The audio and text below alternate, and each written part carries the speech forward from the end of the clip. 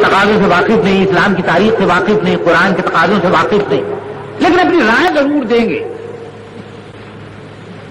یہ عبداللہ ابن زبیر کے ساتھ بھی کچھ ایسے لوگ تھے جو منافقوں سے ساز باز رکھتے تھے، جو اپنے آپ کو دانشور سمجھتے تھے۔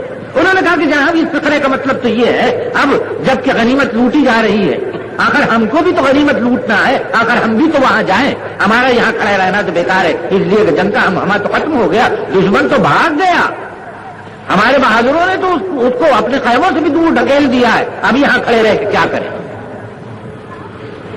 مسلمان تو گردن ڈال دینے والا اور حکم کی تعمیل کرنے والا ہے۔ عبداللہ بن زبیر نے کہا کہ تمہارے قائد کی حیثیت سے میں حکم دیتا ہوں کہ تم یہاں رہو گے، اگر تم سرکشی کرو گے اور میدان جنگ میں غنیمت لوٹنے کے لیے جاؤ گے تو میری بھی سرکشی کرو گے اور اللہ کے رسول کی بنا فرمانی کرو گے۔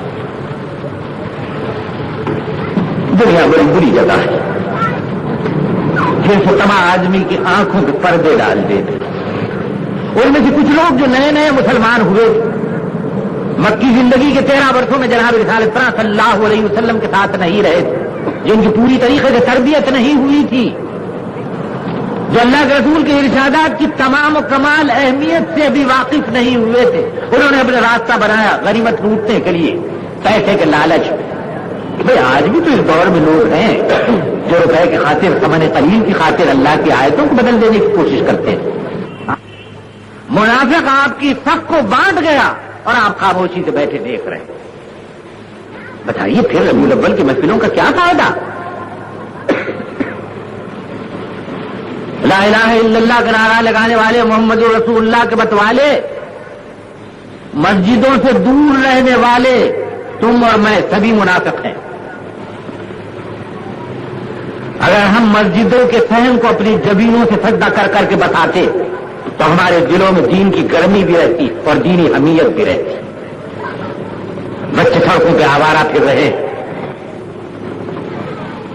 تم دکانوں پہ بیٹھو، سڑکوں پہ پھرو، گھروں میں رہو، گپ بازی کرو یا بگوئی میں مصروف رہو، کسی کی جیب کاٹنے، کم تولنے، کم بانٹنے کی فکر میں لگے رہو، اور مسجد سے جب حی علی الصلاۃ اور حی علی الفلاح کی بانگ بلند ہو تو اپنے کانوں میں شیشہ ڈال لو اور پلٹ کے چلے جاؤ۔ یاد رکھو کہ جب تک تم مسجدوں سے بھاگتے رہو گے راندے درگاہ رہو گے، اور جسے اللہ تعالیٰ ٹھکرا دے اس کے لیے دنیا میں کہیں امان و پناہ نہیں۔ مسلمان کی تو شناخت کی نماز سے ہے، اگر تم نے نماز نہیں پڑھی تو تمہارا قلب صاف ہوا ہی نہیں، اور جب قلب صاف ہوا نہیں تو تم شوق سے زمین فروشی کرتے ہو۔ اسی لیے میں کہتا ہوں کہ اپنے اندر اور اپنے بچوں کے اندر جہاد کے جذبے کو تازہ کرو۔ یہ جذبہ اسی وقت تازہ ہو سکتا ہے جب سب سے پہلے بارگاہ خداوندی میں 5 وقت رکوع و سجود کے لیے حاضر ہوا کرو۔ حضور کائنات صلی اللہ علیہ وسلم کی نافرمانی کرنے والے 40 عبداللہ ابن زبیر کے ساتھ میدان جنگ میں غنیمت لوٹتے رہے۔ مشرکین مکہ اپنے خیموں سے دور دھکیل دیے گئے تھے، لیکن ان کے 200 سوار 2 بڑے سالاروں کی قیادت میں ایک جگہ کھڑے ہوئے تھے۔ یہ ان کا کوتل دستہ تھا۔ ایک کا سردار اکرمہ ہے ابو جہل کا بیٹا، ایک کا سردار ولید کا بیٹا خالد ابن ولید جو جنگ موتا میں سیف اللہ کہلائے، ابھی ایمان نہیں لے آئے۔ صلح حدیبیہ کا موقع آئے گا تو اس کے بعد حضور سرور کائنات صلی اللہ علیہ وسلم کی خدمت اقدس میں حاضر ہوں گے اور ایمان لے آئیں گے اور دنیا کے سب سے بڑے سپہ سالار کہلائیں گے۔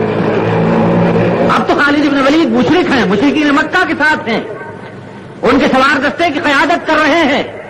بات کسی نظریں تھے خالد ابن ولید کی، چیتے کا سا تجسس تھا، میدان جنگ پہ نگاہیں لگی ہوئی تھی، دیکھا کہ عبداللہ ابن زبیر کے ساتھی اپنی جگہ سے ہٹ گئے ہیں تو اکرمہ کو اشارہ کیا اور کعبہ کاٹ کے جبل احد کے پیچھے سے مسلمانوں کے اوپر پیچھے سے حملہ کیا۔ اب یہاں جناب رسالت صلی اللہ علیہ وسلم ہے، ان کے ساتھ کچھ ساتھی ہے، 12-15 مختلف روایتیں، کچھ غنیمت لوٹنے میں لگے ہیں، کچھ کہیں اور بیٹھے۔ دشمن نے ایک دم جو حملہ کیا تو 3 صورتیں سامنے آئی، کچھ منافقین بھاگے وہاں جان بچا کے، کچھ حیرت سے دیکھتے رہے، اور ادھر جناب رسالت صلی اللہ علیہ وسلم کے ساتھی مجاہدوں نے دشمن کے دانت کھٹے کرنے شروع کیے۔ حضرت سعد بن ابی وقاص حضور سرور کائنات صلی اللہ علیہ وسلم کے رشتے میں ماموں جناب رسالت صلی اللہ علیہ وسلم کے ساتھ وہی سعد بن ابی وقاص جنہیں یہ فخر حاصل ہے کہ ملت کی راہ میں سب سے پہلے چلنے والا تیر انہی کی کمان سے نکلا تھا، وہ جناب رسالت پرا صلی اللہ علیہ وسلم کے ساتھ ہیں اور دشمن کی بڑھتی ہوئی یورش کو روک رہے ہیں۔ کمان کے قادر انداز، کمان کے تیر انداز، ان کا تیر چلتا ہے تو دشمن کا کوئی آدمی بچ نہیں سکتا۔ تان جلجلائی تیر نکلا، موت کا پروانہ ہے کہ ملا، ان کے ترکش کا ایک ایک تیر خالی ہو جاتا ہے اور ان کی مسلسل تیر اندازی کا نتیجہ یہ ہے کہ دشمن کے بڑھتے ہوئے قدم اپنی جگہ رک جاتے ہیں۔ لیکن تابق ہے سعد بن ابی وقاص کے ترکش میں کتنے تیر ہوں گے؟ یہ تیر ختم ہو گئے تو ایک مرتبہ سعد بن ابی وقاص گھبرا کے دیکھتے ہیں کہ اب کیا ہوگا، ہم تو تھوڑے، جناب رسالت پرا صلی اللہ علیہ وسلم ہمارے ساتھ، صاحب قاب قوسین ہماری امانت میں ہیں، کہیں ایسا نہ ہو جائے، کہیں ایسا نہ ہو جائے۔ اپنے ترکش کو ٹٹولتے ہیں تو تیر تو نہیں، بغیر پیکان کی ایک لکڑی سی ملتی، ایک دشمن آگے بڑا چلا آ رہا ہے، حضور سرور کائنات صلی اللہ علیہ وسلم پہ حملہ کرتے کے لیے کیا کروں؟ سعد بن ابی وقاص گھبراتے لیکن اسی کو اپنے تیر میں جوڑ لیتے، انتظار کرتے ہیں کہ وہ قریب آئے تو اس طرح اس کے حلق میں مارتے ہیں وہ تیر کہ اس کی قوت سے وہ لڑکھڑا کے گرتا ہے اور وہیں دم توڑ دیتا ہے۔ حضور سرور کائنات صلی اللہ علیہ وسلم بھی اپنے ساتھ ترکش لے آئے، جناب رسالت پرا صلی اللہ علیہ وسلم نے اپنی کمان سے 2-3 بھی چلائے، لیکن ایک مرحلہ ایسا آیا کہ حضور اکرم صلی اللہ علیہ وسلم کی کمان کی تانٹ ٹوٹ گئی تو آپ نے تیر و ترکش رکھ دی۔ اب دیکھا کہ سعد بن ابی وقاص کا ترکش خالی ہو گیا تو جناب رسالت پرا صلی اللہ علیہ وسلم نے اپنا ترکش اٹھایا، اس میں سے ایک تیر نکالا اور سعد بن ابی وقاص کو دیا، اور سعد بن ابی وقاص فخر کرتے ہیں کہ جناب رسالت پرا صلی اللہ علیہ وسلم کی زبان مبارک سے ان کے لیے جملہ نکلتا ہے جو کسی کے لیے نہیں نکلا اور قیامت تک کسی کے لیے نہیں نکلے گا۔ اللہ کا رسول آخری صاحب التاج والمعراج والبراق جمیل الشیم شفیع الامم صاحب الجود والکرم صلی اللہ علیہ وسلم اپنی زبان مبارک سے ارشاد فرماتا ہے کہ سعد تجھ پہ میرے ماں باپ نثار ہو، تیر پہ تیر چلائے جا۔ ساتھ تیر چلاتے ہیں اور اللہ کے رسول تیر پہ تیر دیے جاتے ہیں،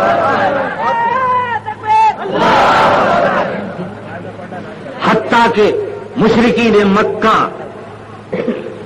کے بڑھتے ہوئے قدم رک جاتے ہیں، لیکن اب مشرکین مکہ دوسری طرف سے حملہ کر رہے ہیں۔ حضور سرور کائنات صلی اللہ علیہ وسلم پر یہ یورش دیکھ کر حضرت ابو دجانہ جو دشمن کی صفوں کے آخر میں پہنچ گئے دوڑتے ہوئے آتے، حضور سرور کائنات صلی اللہ علیہ وسلم کے قریب پہنچتے ہیں، حضرت سعد بن ابی وقاص ایک طرف سے تیر اندازی کر رہے تو دشمن نے دوسری طرف سے تیر اندازی شروع کی۔ سعد بن ابی وقاص نشانہ نہیں ہے، طلحہ ابن عبید اللہ نشانہ نہیں ہے، ابو طلحہ نشانہ نہیں ہے، آمنہ کا جگر گوشہ نشانہ ہے۔ حضور سرور کائنات صلی اللہ علیہ وسلم کی جان کسی طرح لے لے تو اللہ کے رسول کے یہ بیریوں کا دل ٹھنڈا ہو۔ ابو دجانہ دیکھتے ہیں کوئی چیز سمجھ میں نہیں آتی، حضور سرور کائنات صلی اللہ علیہ وسلم کے ساتھ کھڑے ہو جاتے ہیں، چھپا لیتے ہیں جناب رسالت پرا صلی اللہ علیہ وسلم کو، تیر پہ تیر آتا ہے اور ابو دجانہ کی پیٹھ کو چھننی کر دیتا ہے۔ لیکن یہاں تو جان ہی نثار ہے حضور سرور کائنات صلی اللہ علیہ وسلم حملے میں کچھ کبھی آتی ہے، ابو دجانہ اپنی جگہ سے ہٹائے جاتے ہیں، پھر حضور اکرم صلی اللہ علیہ وسلم کی طرف ایک دشمن بڑھ کے تلوار کا وار کرتا ہے، یہ وار اللہ کے رسول پر ہونے ہی والا ہے۔ ایک روایت کے حضرت طلحہ ابن عبید اللہ، دوسری روایت کے حضرت ابو طلحہ انصاری اپنا ہاتھ آگے بڑھاتے ہیں، ان کا ہاتھ کٹ جاتا ہے، تلوار کا اوچھا وار جناب رسالت پرا صلی اللہ علیہ وسلم پہ پڑتا ہے۔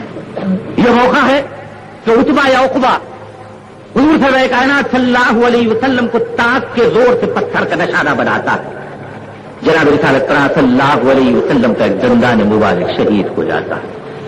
حضور سرور کائنات صلی اللہ علیہ وسلم کے ہونٹ پھٹ جاتے ہیں۔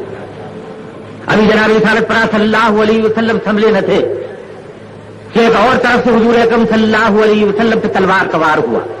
حضور اکرم صلی اللہ علیہ وسلم پہ یہ تلوار کا وار ہو رہا تھا، حضرت ام عمارہ میدان جنگ میں زخمیوں کی دیکھ بھال کرتی پھر رہی تھی، انہوں نے کہا کہ یہ موقع اور میں یہاں رہوں، تلوار لی اور وہ خاتون حضور سرور کائنات صلی اللہ علیہ وسلم کے سامنے جا کھڑی ہوئی اور دشمنوں کے حملے سے روکنے لگی۔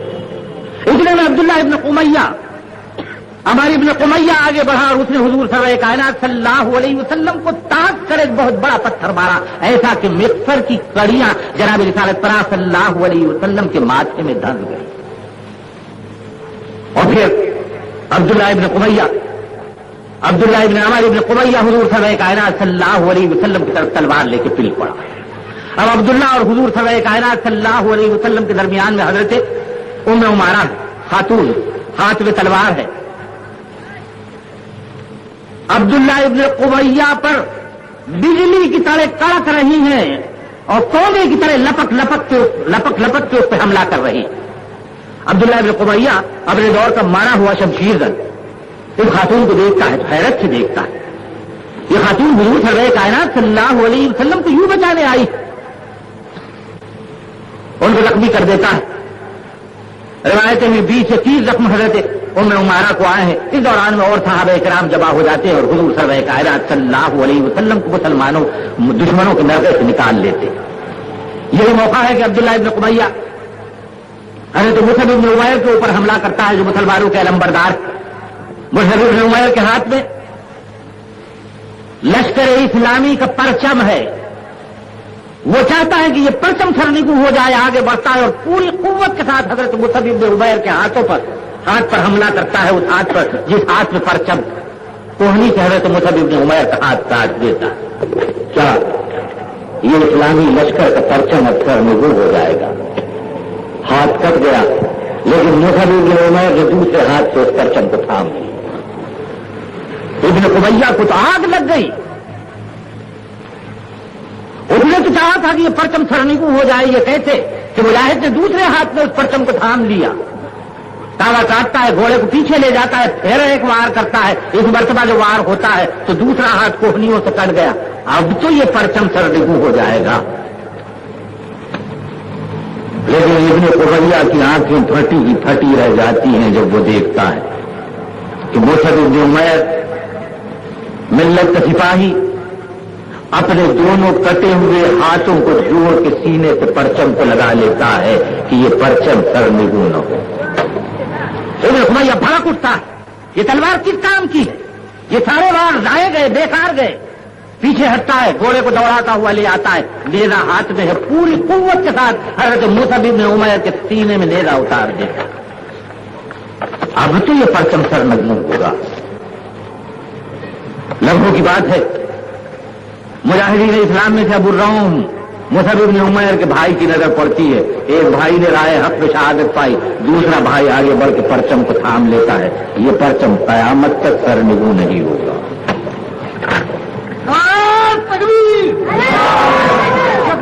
حضرت مصعب ابن عمیر صورت شکل میں حضور سرور کائنات صلی اللہ علیہ وسلم سے ملتے جلتے. اور احد کی لڑائی میں تو ایک اور بھی خصوصیت تھی کہ حضرت مصعب ابن عمیر نے جناب رسالت پناہ صلی اللہ علیہ وسلم سے مانگ کے زرا بھی پہلی تھی حضور سرور کائنات صلی اللہ علیہ وسلم. اس لیے مشرکین مکہ کی طرف سے نعرہ لگا کہ عبداللہ ابن قبیہ کے تقاضوں سے واقف نہیں، اسلام کی تاریخ سے واقف نہیں، قرآن کے تقاضوں سے واقف نہیں، لیکن اپنی رائے ضرور دیں گے. یہ عبداللہ ابن زبیر کے ساتھ بھی کچھ ایسے لوگ تھے جو منافقوں سے ساز باز رکھتے تھے، جو اپنے آپ کو دانشور سمجھتے تھے. انہوں نے کہا کہ جناب اس فکرے کا مطلب تو یہ ہے اب جب کہ غنیمت لوٹی جا رہی ہے، آخر ہم کو بھی تو غنیمت لوٹنا ہے، آخر ہم بھی تو وہاں جائیں. ہمارا یہاں کھڑے رہنا تو بیکار ہے. اس لیے کہ جنگ کا ہمارا تو ختم ہو گیا، دشمن تو بھاگ گیا. ہمارے بہادروں نے تو اس کو اپنے خیموں سے بھی دور ڈھکیل دیا ہے. اب یہاں کھڑے رہ کے کیا کریں؟ مسلمان تو گردن ڈال دینے والا اور حکم کی تعمیل کرنے والا ہے. عبداللہ بن زبیر نے کہا کہ تمہارے قائد کی حیثیت سے میں حکم دیتا ہوں کہ تم یہاں رہو گے. اگر تم سرکشی کرو گے اور میدان جنگ میں غنیمت لوٹنے کے لیے جاؤ گے تو میری بھی سرکشی کرو گے اور اللہ کے رسول کی بنا فرمانی کرو گے. دنیا بڑی بری جگہ ہے جن سے تمام آدمی کی آنکھوں کے پردے ڈال دیتے. ان میں سے کچھ لوگ جو نئے نئے مسلمان ہوئے مکی زندگی کے 13 برسوں میں جناب رسالت پناہ صلی اللہ علیہ وسلم کے ساتھ نہیں رہے تھے، جن کی پوری طریقے سے تربیت نہیں ہوئی تھی، جو اللہ کے رسول کے ارشادات کی تمام و کمال اہمیت سے بھی واقف نہیں ہوئے تھے. انہوں نے اپنا راستہ بنایا غنیمت لوٹنے کے لیے، پیسے کے لالچ. بھائی آج بھی تو اس دور میں لوگ ہیں جو روپے کی خاطر ثمن قلیل کی خاطر اللہ کی آیتوں کو بدل دینے کی کوشش کرتے ہیں. منافق آپ کی صف کو بانٹ گیا اور آپ خاموشی سے بیٹھے دیکھ رہے ہیں. بتائیے پھر ربیع الاول کی محفلوں کا کیا فائدہ؟ لا الہ الا اللہ کا نعرہ لگانے والے، محمد رسول اللہ کے بتوالے مسجدوں سے دور رہنے والے تم اور میں سبھی منافق ہیں۔ اگر ہم مسجدوں کے صحن کو اپنی جبینوں سے سجدہ کر کر کے بتاتے تو ہمارے دلوں میں دین کی گرمی بھی رہتی اور دینی حمیت بھی رہتی۔ بچے سڑکوں پہ آوارہ پھر رہے، تم دکانوں پہ بیٹھو، سڑکوں پہ پھرو، گھروں میں رہو، گپ بازی کرو یا بگوئی میں مصروف رہو، کسی کی جیب کاٹنے، کم تولنے، کم بانٹنے کی فکر میں لگے رہو، اور مسجد سے جب حی علی الصلاۃ اور حی علی الفلاح کی بانگ بلند ہو تو اپنے کانوں میں شیشہ ڈال لو اور پلٹ کے چلے جاؤ۔ یاد رکھو کہ جب تک تم مسجدوں سے بھاگتے رہو گے راندے درگاہ رہو گے، اور جسے اللہ تعالیٰ ٹھکرا دے اس کے لیے دنیا میں کہیں امان و پناہ نہیں۔ مسلمان کی تو شناخت کی نماز سے ہے، اگر تم نے نماز نہیں پڑھی تو تمہارا قلب صاف ہوا ہی نہیں، اور جب قلب صاف ہوا نہیں تو تم شوق سے زمین فروشی کرتے ہو۔ اسی لیے میں کہتا ہوں کہ اپنے اندر اور اپنے بچوں کے اندر جہاد کے جذبے کو تازہ کرو۔ یہ جذبہ اسی وقت تازہ ہو سکتا ہے جب سب سے پہلے بارگاہ خداوندی میں 5 وقت رکوع و سجود کے لیے حاضر ہوا کرو۔ حضور کائنات صلی اللہ علیہ وسلم کی نافرمانی کرنے والے 40 عبداللہ ابن جبیر کے ساتھ میدان جنگ میں غنیمت لوٹتے رہے۔ مشرکین مکہ اپنے خیموں سے دور دھکیل دیے گئے تھے، لیکن ان کے 200 سوار 2 بڑے سالاروں کی قیادت میں ایک جگہ کھڑے ہوئے تھے۔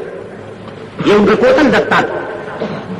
ایک کا سردار اکرمہ ہے ابو جہل کا بیٹا، ایک کا سردار ولید کا بیٹا خالد ابن ولید جو جنگ موتا میں سیف اللہ کہلائے، ابھی ایمان نہیں لے آئے۔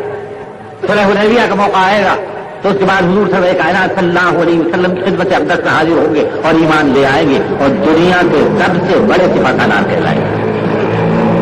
اب تو خالد ابن ولید مشرک ہیں، مشرکین مکہ کے ساتھ ہیں، ان کے سوار دستے کی قیادت کر رہے ہیں۔ بات کسی نظریں تھے خالد ابن ولید کی، چیتے کا سا تجسس تھا، میدان جنگ پہ نگاہیں لگی ہوئی تھی، دیکھا کہ عبداللہ ابن جبیر کے ساتھی اپنی جگہ سے ہٹ گئے ہیں تو اکرمہ کو اشارہ کیا اور کعبہ کاٹ کے جبل احد کے پیچھے سے مسلمانوں کے اوپر پیچھے سے حملہ کیا۔ اب یہاں جناب رسالت صلی اللہ علیہ وسلم ہے، ان کے ساتھ کچھ ساتھی ہے، 12-15 مختلف روایتیں، کچھ غنیمت لوٹنے میں لگے ہیں، کچھ کہیں اور بیٹھے۔ دشمن نے ایک دم جو حملہ کیا تو 3 صورتیں سامنے آئی، کچھ منافقین بھاگے وہاں جان بچا کے، کچھ حیرت سے دیکھتے رہے، اور ادھر جناب رسالت صلی اللہ علیہ وسلم کے ساتھی مجاہدوں نے دشمن کے دانت کھٹے کرنے شروع کیے۔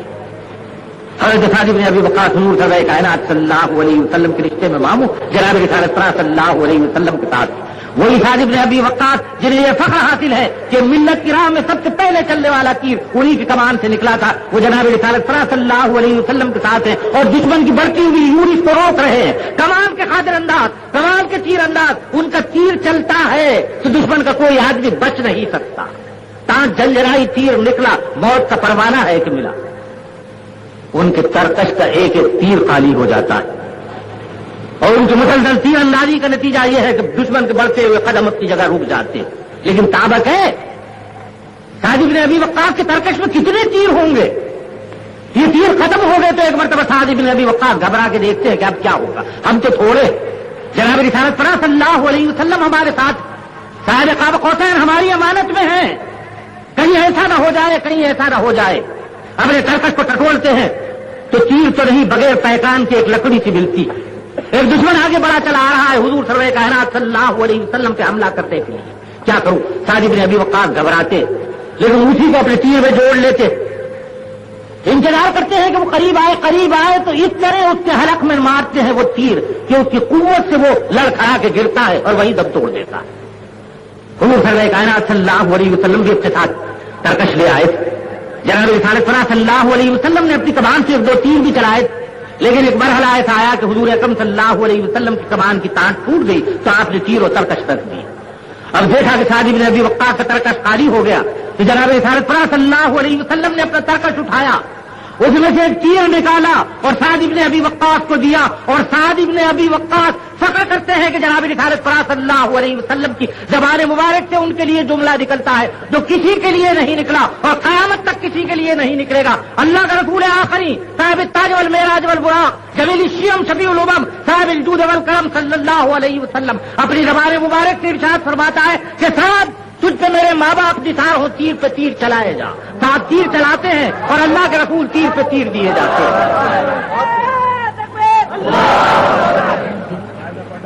حتیٰ کہ مشرکین مکہ کے بڑھتے ہوئے قدم رک جاتے ہیں، لیکن اب مشرکین مکہ دوسری طرف سے حملہ کر رہے ہیں۔ حضور سرور کائنات صلی اللہ علیہ وسلم پر یہ یوری دیکھ کر حضرت ابو دجانہ جو دشمن کی صفوں کے آخر میں پہنچ گئے دوڑتے ہوئے آتے، حضور سرور کائنات صلی اللہ علیہ وسلم قریب پہنچتے ہیں۔ حضرت سعد بن ابی وقاص ایک طرف سے تیر اندازی کر رہے تو دشمن نے دوسری طرف سے تیر اندازی شروع کی۔ سعد بن ابی وقاص نشانہ نہیں ہے، طلحہ ابن عبید اللہ نشانہ نہیں ہے، ابو طلحہ نشانہ نہیں ہے، آمنہ کا جگر گوشہ نشانہ ہے۔ حضور سرور کائنات صلی اللہ علیہ وسلم کی جان کسی طرح لے لے تو اللہ کے رسول کے یہ بیریوں کا دل ٹھنڈا ہو۔ ابو دجانہ دیکھتے ہیں کوئی چیز سمجھ میں نہیں آتی، حضور سرور کائنات صلی اللہ علیہ وسلم کے صحابہ کھڑے ہو جاتے ہیں، چھپا لیتے ہیں جناب رسالت پرست صلی اللہ علیہ وسلم کو، تیر پہ تیر آتا ہے اور ابو دجانہ کی پیٹھ کو چھننی کر دیتا ہے۔ لیکن یہاں تو جان ہی نثار ہے حضور سرور کائنات صلی اللہ علیہ وسلم پر۔ حملے میں کچھ کمی آتی ہے، ابو دجانہ اپنی جگہ سے ہٹائے جاتے ہیں، پھر حضور اکرم صلی اللہ علیہ وسلم کی طرف ایک دشمن بڑھ کے تلوار کا وار کرتا ہے۔ یہ وار اللہ کے رسول پر ہونے ہی والا ہے۔ ایک روایت کے حضرت طلحہ ابن عبید اللہ، دوسری روایت کے حضرت ابو طلحہ انصاری اپنا ہاتھ آگے بڑھاتے ہیں، ان کا ہاتھ کٹ جاتا ہے، تلوار کا اوچھا وار جناب رسالت پرست صلی اللہ علیہ وسلم پہ پڑتا ہے۔ یہ موقع ہے کہ عتبہ یا عقبہ حضور سرور کائنات صلی اللہ علیہ وسلم کو تاک کے زور سے پتھر کا نشانہ بناتا ہے۔ جناب رسالت پرست صلی اللہ علیہ وسلم کا ایک دندان مبارک شہید ہو جاتا ہے۔ حضور سرور کائنات صلی اللہ علیہ وسلم کے ہونٹ پھٹ جاتے ہیں۔ ابھی جناب رسالت پرست صلی اللہ علیہ وسلم سنبھلے نہ تھے کہ ایک اور طرف سے حضور اکرم صلی اللہ علیہ وسلم پہ تلوار کا وار ہوا۔ حضور اکرم صلی اللہ علیہ وسلم پہ یہ تلوار کا وار ہو رہا تھا۔ حضرت ام عمارہ میدان جنگ میں زخمیوں کی دیکھ بھال کرتی پھر رہی تھی، انہوں نے کہا کہ یہ موقع اور میں یہاں رہوں، تلوار لی اور وہ خاتون حضور سرور کائنات صلی اللہ علیہ وسلم کے سامنے جا کھڑی ہوئی اور دشمنوں کے حملے سے روکنے لگی۔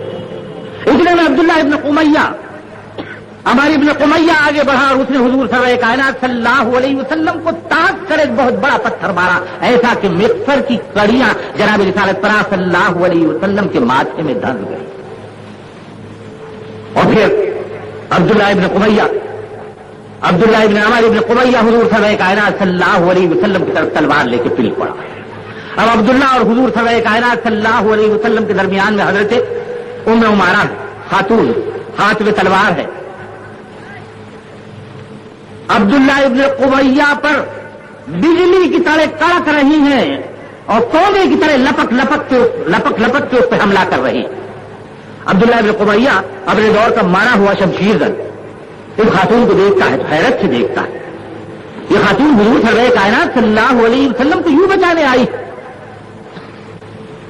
ان کو زخمی کر دیتا ہے۔ روایتیں میں 20 سے 30 زخم حضرت ام عمارہ کو آئے ہیں۔ اس دوران میں اور صحابہ کرام جمع ہو جاتے ہیں اور حضور سرور کائنات صلی اللہ علیہ وسلم کو مسلمانوں دشمنوں کے نرغے سے نکال لیتے۔ یہی موقع ہے کہ عبداللہ ابن قمیہ حضرت مصعب بن عمیر کے اوپر حملہ کرتا ہے جو مسلمانوں کے علمبردار۔ مصعب بن عمیر کے ہاتھ میں لشکر اسلامی کا پرچم ہے، وہ چاہتا ہے کہ یہ پرچم سرنگو ہو جائے، آگے بڑھتا ہے اور پوری قوت کے ساتھ حضرت مصعب بن عمیر کے ہاتھ پر حملہ کرتا ہے، اس ہاتھ پر جس ہاتھ میں پرچم، کوہنی سے حضرت مصعب بن عمیر کا ہاتھ کاٹ دیتا۔ کیا یہ اسلامی لشکر کا پرچم اب سرنگو ہو جائے گا؟ ہاتھ کٹ گیا، لیکن مصعب بن عمیر نے دوسرے ہاتھ سے اس پرچم کو تھام لیا۔ ابن قمیہ کو تو آگ لگ گئی، اس نے تو چاہا تھا کہ یہ پرچم سرنگو ہو جائے، یہ کیسے کہ مجاہد نے دوسرے ہاتھ میں اس پرچم کو تھام لیا۔ तावा काटता है, घोड़े को पीछे ले जाता है, फिर एक वार करता है। एक मरतबा जो वार होता है तो दूसरा हाथ कोहनियों से कट गया। अब तो ये परचम सरडिगू हो जाएगा।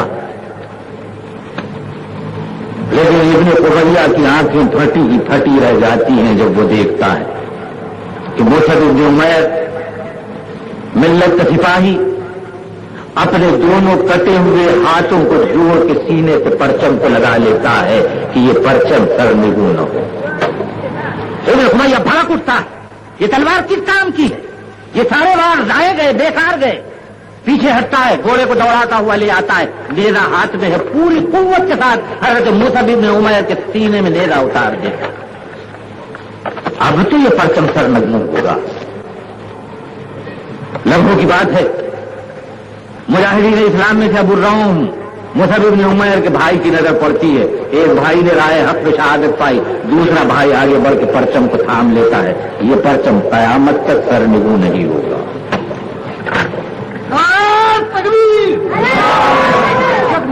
हज़रत मुसअब इब्न उमैर सूरत शक्ल में हुजूर कायनात सल्लल्लाहु अलैहि वसल्लम से मिलते जुलते। और उहद की लड़ाई में तो एक और भी खुसूसियत थी कि हज़रत मुसअब इब्न उमैर ने जनाब रिसालत सल्लल्लाहु अलैहि वसल्लम से मांग से ज़िरा भी पहली थी हुजूर कायनात सल्लल्लाहु अलैहि वसल्लम। इसलिए मुशरिकीन मक्का की तरफ से नारा लगा कि अब्दुल्लाह इब्न क़ुरैज़ा के तकाज़ों से वाकिफ नहीं, इस्लाम की तारीख से वाकिफ नहीं, कुरान के तकाज़ों से वाकिफ नहीं, लेकिन अपनी राय जरूर देंगे। ये अब्दुल्लाह इब्न जुबैर के साथ भी कुछ ऐसे लोग थे जो मुनाफिकों से साज़बाज़ रखते थे, जो अपने आप को दानिशवर समझते थे। उन्होंने कहा कि जनाब इस फिक्रे का मतलब तो ये है, अब जबकि गनीमत लूटी जा रही है, आखिर हमको भी तो गनीमत लूटना है, आखिर हम भी तो वहां जाएं, हमारा यहां खड़े रहना तो बेकार है। इसलिए जंग का हमारा तो खत्म हो गया, दुश्मन तो भाग गया, हमारे बहादुरों ने तो उसको अपने खैमों से भी दूर ढकेल दिया है, अब यहां खड़े रह के क्या करें। मुसलमान तो गर्दन डाल देने वाला और हुक्म की तामील करने वाला है। अब्दुल्लाह इब्न जुबैर ने कहा कि तुम्हारे कायद की हैसियत से मैं हुक्म देता हूं कि तुम यहां रहोगे।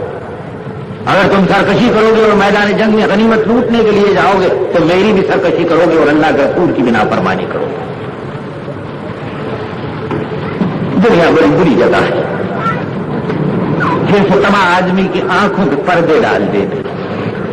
उनमें से कुछ लोग जो नए नए मुसलमान हुए, मक्की जिंदगी के 13 वर्षों में जनाब रिसालत सल्लल्लाहु अलैहि वसल्लम के साथ नहीं रहे थे, जिनकी पूरी तरीके से तरबियत नहीं हुई थी, जो अल्लाह के रसूल के इरशादात की तमाम कमाल अहमियत से भी वाकिफ नहीं हुए थे, उन्होंने अपना रास्ता बनाया गनीमत लूटने के लिए, पैसे के लालच में।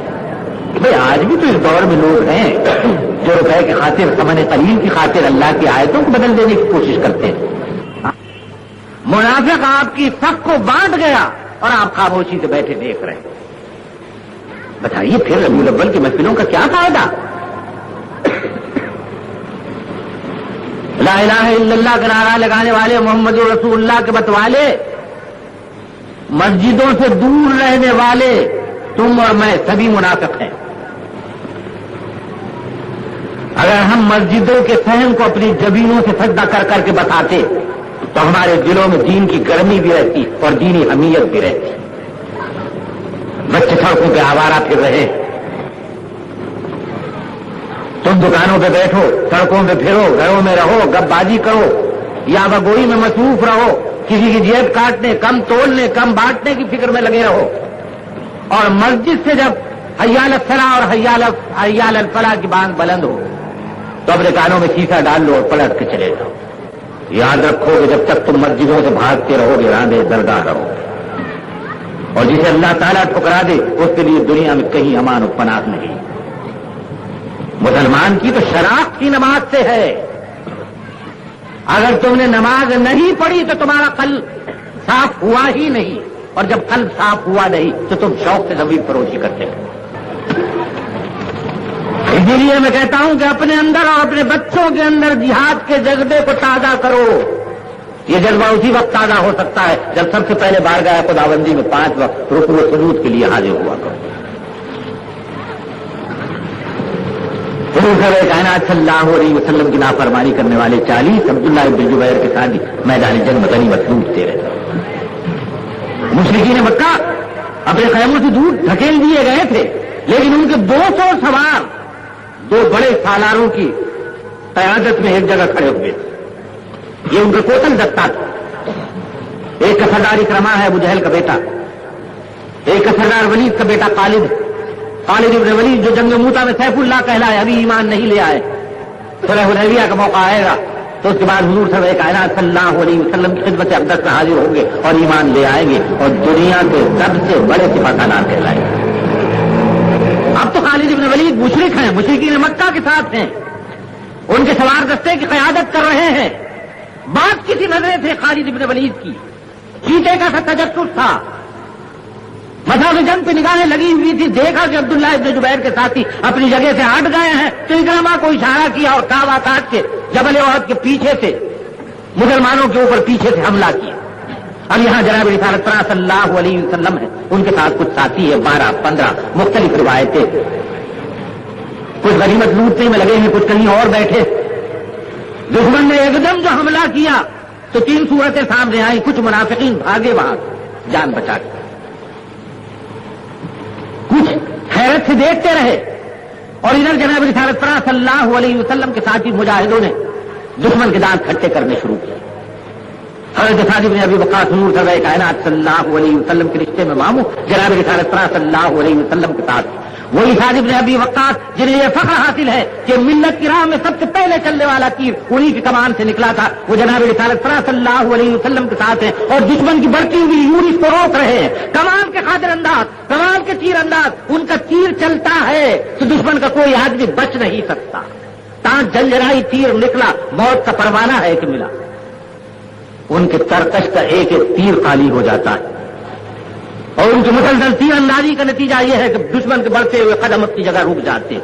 लेकिन ताबक है साद इब्न अबी वक़्क़ास के तरकश में कितने तीर होंगे। ये तीर खत्म हो गए तो एक मरतबा साद इब्न अबी वक़्क़ास घबरा के देखते हैं कि अब क्या होगा, हम तो थोड़े, जनाब रिसालत सल्लल्लाहु अलैहि वसल्लम हमारे साथ, साहिब क़ाब क़ौसैन हमारी अमानत में है, कहीं ऐसा ना हो जाए, कहीं ऐसा ना हो जाए। अपने तरकश को टटोलते हैं तो तीर तो नहीं, बगैर पैकान की एक लकड़ी सी मिलती। एक दुश्मन आगे बढ़ा चला आ रहा है हुजूर सरवर कायनात सल्लल्लाहु अलैहि वसल्लम पे हमला करने के लिए। क्या करूं? साद इब्न अबी वक़्क़ास घबराते, लेकिन उसी को अपने तीर में जोड़ लेते, इंतजार करते हैं कि वो करीब आए तो इस तरह उसके हलक में मारते हैं वो तीर कि उसकी कुव्वत से वो लड़खड़ा के गिरता है और वहीं दम तोड़ देता है। हुजूर सरवर कायनात सल्लल्लाहु अलैहि वसल्लम भी अपने साथ तरकश ले आए।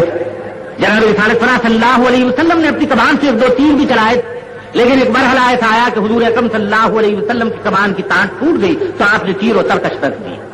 अब देखा कि साद इब्न अबी वक़्क़ास का तरकश खाली हो गया तो जनाब रिसालत सल्लल्लाहु अलैहि वसल्लम ने अपना तरकश उठाया, उसमें से एक तीर निकाला और साद इब्न अबी वक़्क़ास को दिया और साद इब्न अबी वक़्क़ास फख्र करते हैं कि जनाब रिसालत सल्लल्लाहु अलैहि वसल्लम की ज़बान मुबारक से उनके लिए जुमला निकलता है जो किसी के लिए नहीं निकला और क़यामत तक किसी के लिए नहीं निकलेगा। अल्लाह का रसूल आखिरी साहिब ताज वल मेराज वल बुराक जमील शियम शफीउल उमम साहिब जूद वल करम सल्लल्लाहु अलैहि वसल्लम अपनी ज़बान मुबारक से इरशाद फरमाता है कि साद तुझ पे मेरे माँ बाप निसार हो, तीर पे तीर चलाए जा। साथ तीर चलाते हैं और अल्लाह के रसूल तीर पे तीर दिए जाते हैं।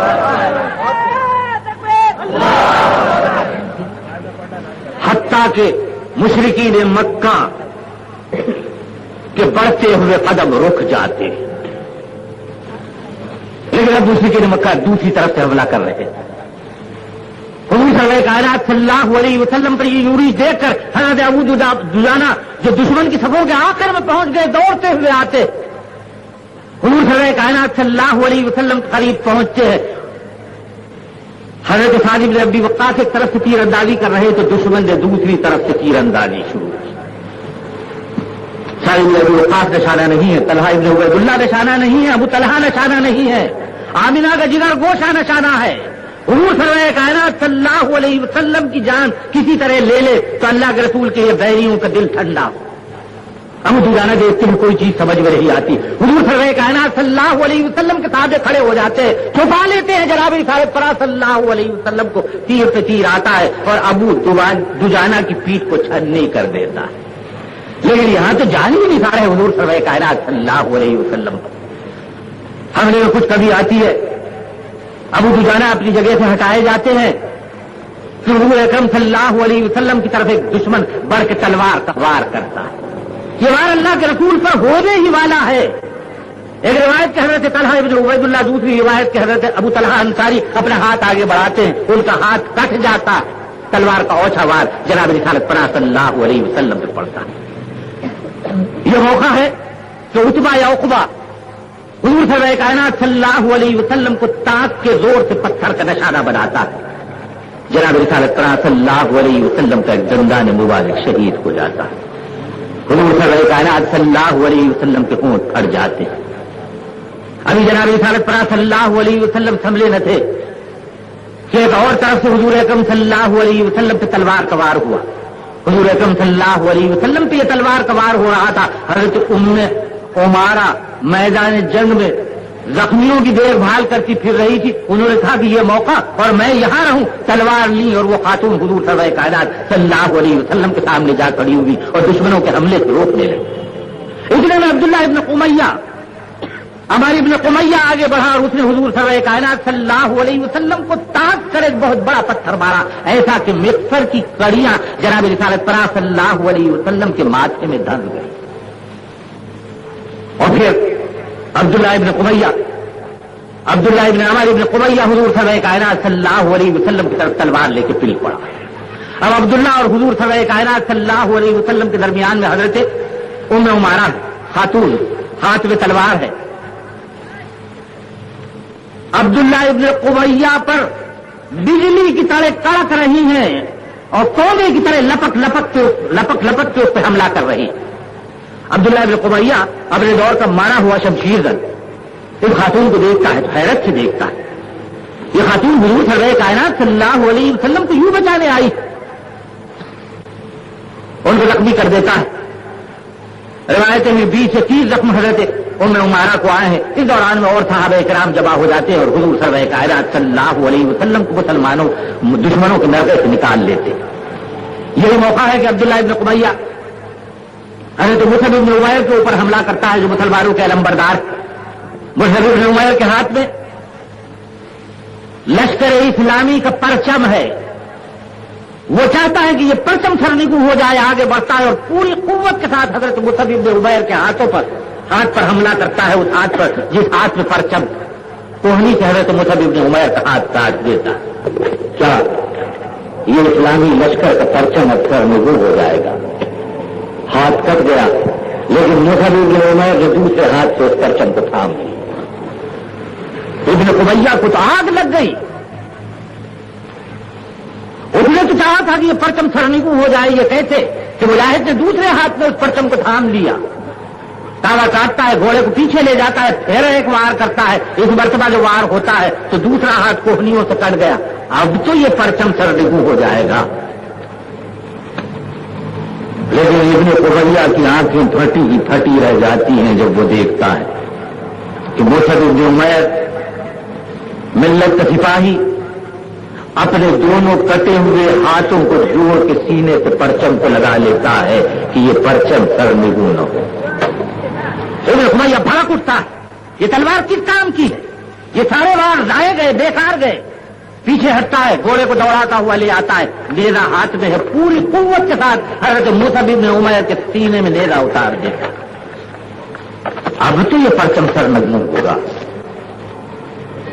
لمحوں کی بات ہے، مجاہدین اسلام میں سے ابو الروم مصعب ابن عمیر کے بھائی کی نظر پڑتی ہے، ایک بھائی نے رائے حق میں شہادت پائی، دوسرا بھائی آگے بڑھ کے پرچم کو تھام لیتا ہے، یہ پرچم قیامت تک سرنگو نہیں ہوگا۔